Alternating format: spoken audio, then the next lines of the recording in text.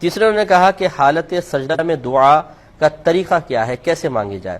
دیکھیں پہلی بات تو یہ کہ آپ فرض کے سجدے میں نہ مانگیں دعا، نوافل کے سجدوں میں نبی کریم صلی اللہ علیہ وسلم سے دعا مانگنا منقول ہے، لیکن اس میں بھی یوں کہ جو آپ یوں نہیں کہ اردو میں دعائیں مانگنا شروع کر دیں، بلکہ جو منقول اور ماثور دعائیں ہیں، نبی کریم صلی اللہ علیہ وسلم نے کوئی دعا مانگی آپ کو یاد ہے اور اس کا مفہوم بھی آپ کے ذہن میں، یہ ہمیشہ یاد رکھیں کہ جب آپ اللہ تعالیٰ کی بارگاہ میں عربک میں کوئی دعا پڑھ رہے ہیں تو جب تک اس کا مفہوم آپ کے ذہن میں نہیں ہوگا اس دعا کا آپ کو فائدہ حاصل نہیں ہو سکتا ہے۔ یہ بالکل ایسا ہے جیسے کسی بادشاہ کے دربار میں، یعنی بلا تنصیر عرض کر رہا ہوں، کسی بادشاہ کے دربار میں آپ پہنچے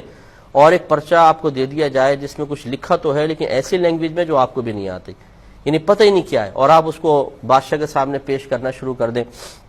تو یہ عجیب و غریب بات ہوگی کہ بادشاہ نے اگر آپ سے پوچھا کہ آپ نے کیا مانگا، آپ کو پتہ ہے؟ آپ کہ مجھے تو پتہ نہیں۔